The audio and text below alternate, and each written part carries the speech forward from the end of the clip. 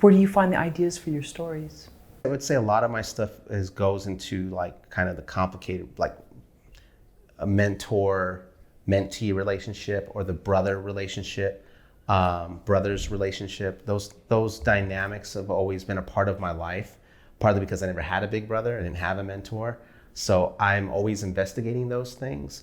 All the female characters in all of my movies are all very strong female characters before it became a thing to put a strong female character in. Yeah. Because the muse comes from one, and that's my wife. So every female character comes from her, so they're going to have those traits.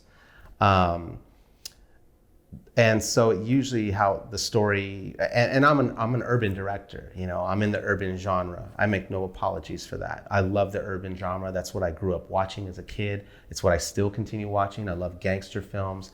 My stuff though comes from a place of authenticity and genuineness, and also from an emotional place. I always say I go behind the headlines. So like for my first 3 films, I called them the Drive-By Chronicles. And I took them directly from a headline from a drive-by shooting somewhere. And then I created a story of that, because we don't get that. We get the headline, but we don't know how that family has reacted to that. We don't know how they're dealing with that. We don't know the repercussions in the neighborhood of how they're dealing with that. There are so many different aspects, compelling storytelling. And as a Latino filmmaker, I sometimes get shit for that. But my thing is, if you haven't watched my films, you can't judge me just based on the genre I choose to tell my stories. If you've watched them and you come across that with that, I'll even question you then, because I'm the writer and I know what's going to be phony or cliche or stereotypical. And the genre itself isn't. It's how you approach the characters. And I couldn't get the actors that I get if my stuff was stereotypical, because they're not getting paid a ton of money to be there. They're doing it because they responded to the script. So that's where most of my stuff comes from. I just love LA. I'm inspired by LA and where I live and the people that I've been around. I'm inspired by the people that struggle to just get up in the morning, provide for their family, and go to bed with some sense of accomplishment for the day, or some fulfillment with whatever that is that they're trying to do.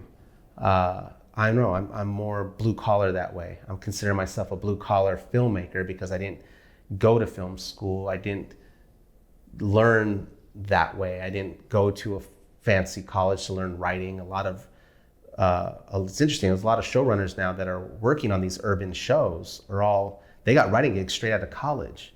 I'm like, how do you even know this world? And for your average audience, it's enough, but not for me. Which might be why they're saying no to having me direct, because they take a look at my reel and they're like, oh, this guy's doing it for real. We don't want him around here.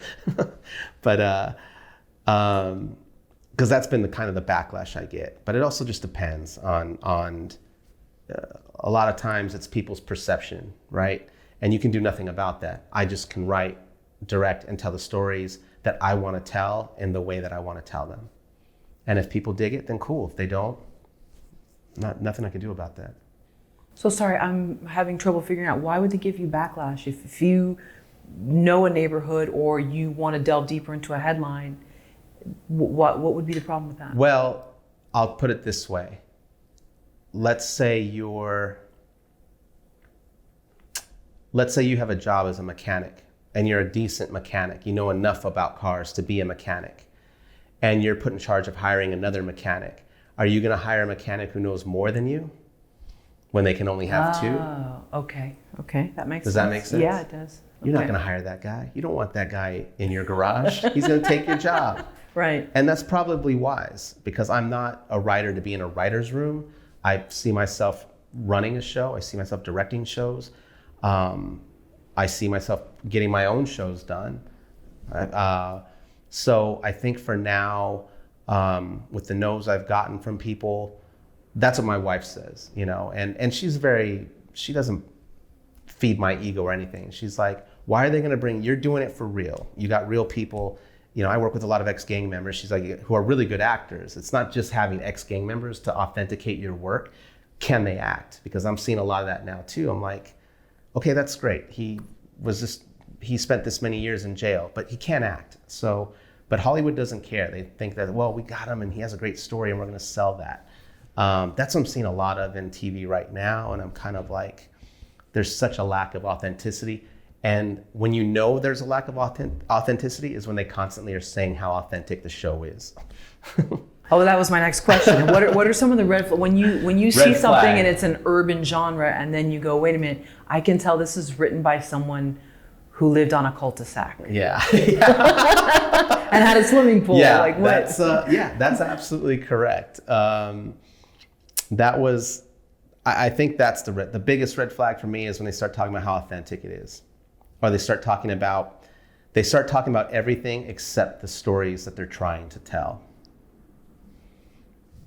Because if it is, you get engaged in the storytelling. It doesn't matter. Nothing else matters, and particularly in my community, like that's all that's talked about now. I love Ava DuVernay. She's someone I look up to because she did a Q&A recently, and she had on the director of a film called Gook.